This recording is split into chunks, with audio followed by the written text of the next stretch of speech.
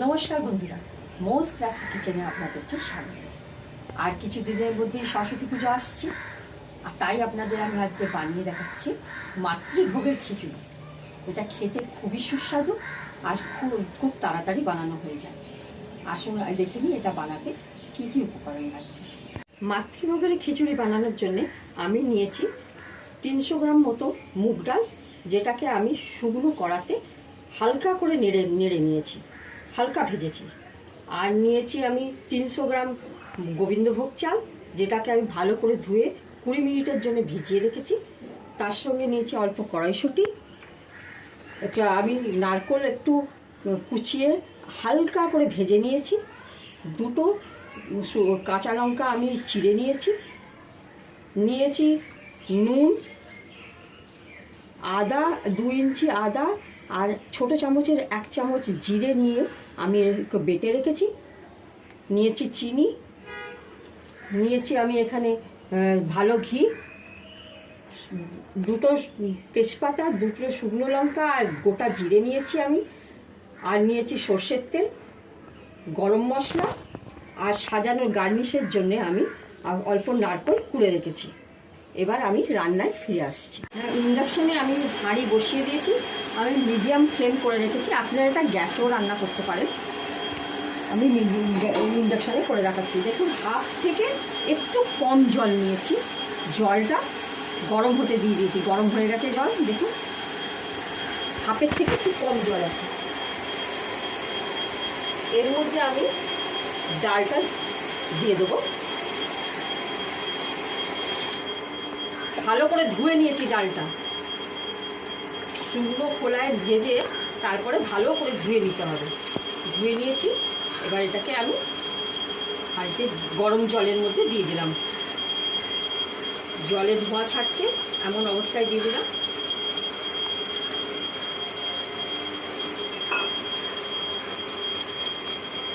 একটু নেড়ে নেবো।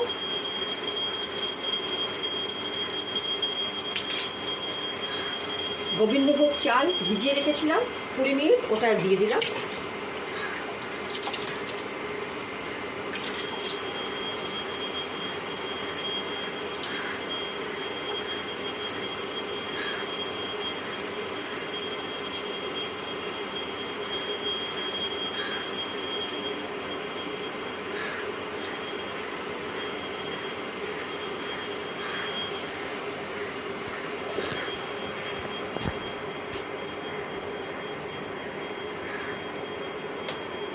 এবার একটু নেড়ে নেব।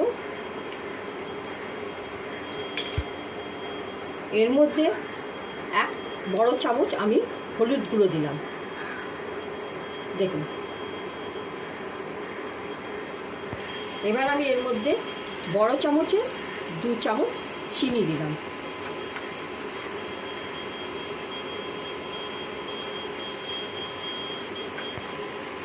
এর মধ্যে আমি কড়াইশুঁটিগুলো দিয়ে দিলাম।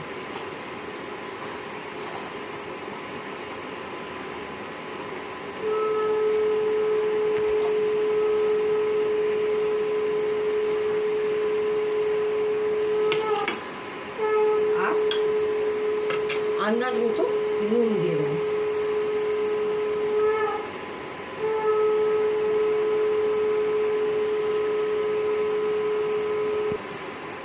এটা নেড়ে নেবো আর 5 মিনিটের মতন হতে দেবো।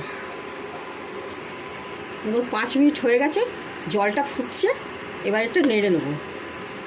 এবার এর মধ্যে আমি যে ভেজে রাখা নারকেলগুলো আছে ওগুলো দিয়ে দেবো, আর লঙ্কা চেরাটাও দিয়ে দেবো। খিচুড়িটা ফুটছে, এটাকে মাঝে মাঝেই আপনাকে নাড়তে থাকতে হবে। না নাড়লে এটার নিচে যদি খিচুড়িটা লেগে যায় তলায়, তাহলে কিন্তু খিচুড়ির স্বাদটাই বেস্বাদ হয়ে যাবে। আর যদি মনে হয় কি জল শুকিয়ে এসে আর একটু জল লাগবে, তাহলে আপনাকে অবশ্যই গরম জল করে এর মধ্যে দিতে হবে, ঠান্ডা জল দেয়া চলবে না। খিচুড়িটা প্রায় হয়ে এসছে, দেখুন।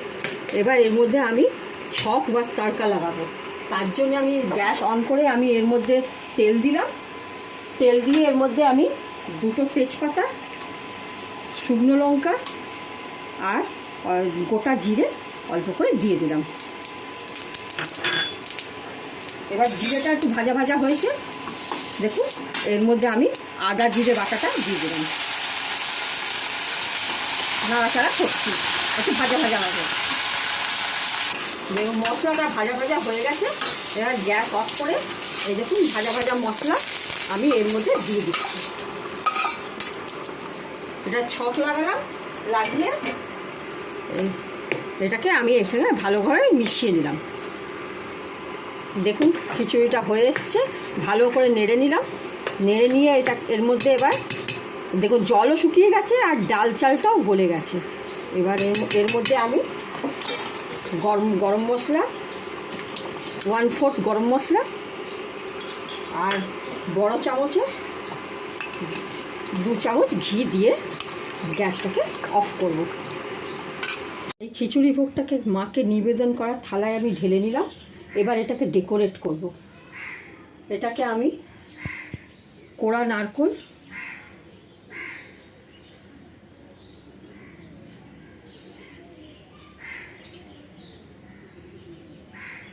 দিয়ে সাজাবো আর তার সঙ্গে এই যে গোটা নারকেলটাকে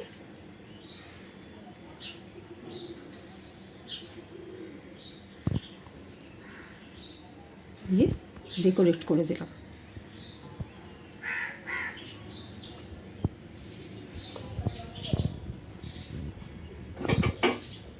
এবার আমি ফুলকপির দম এখানে বানিয়ে রেখেছি, ওটা দিলাম। গোবিন্দভোগ চালের আমি পায়েস করেছি, সেটা দিলাম। আর কুলের চাটনি, যেটা সরস্বতী পুজোতে মাস্ট।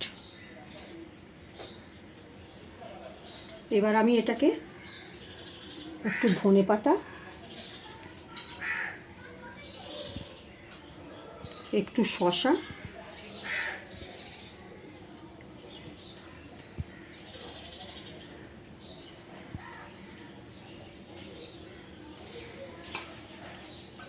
একটু টমেটো কুচি দিয়ে আমি সাজিয়ে দিলাম।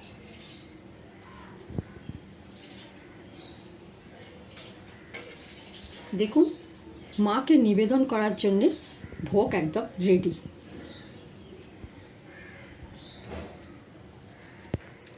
এই রান্নাটা আপনারা বাড়িতে বানিয়ে ফেলুন, মাকে নিবেদন করুন এবং রেসিপিটা ভালো লাগলে লাইক, শেয়ার, সাবস্ক্রাইব অবশ্যই করুন।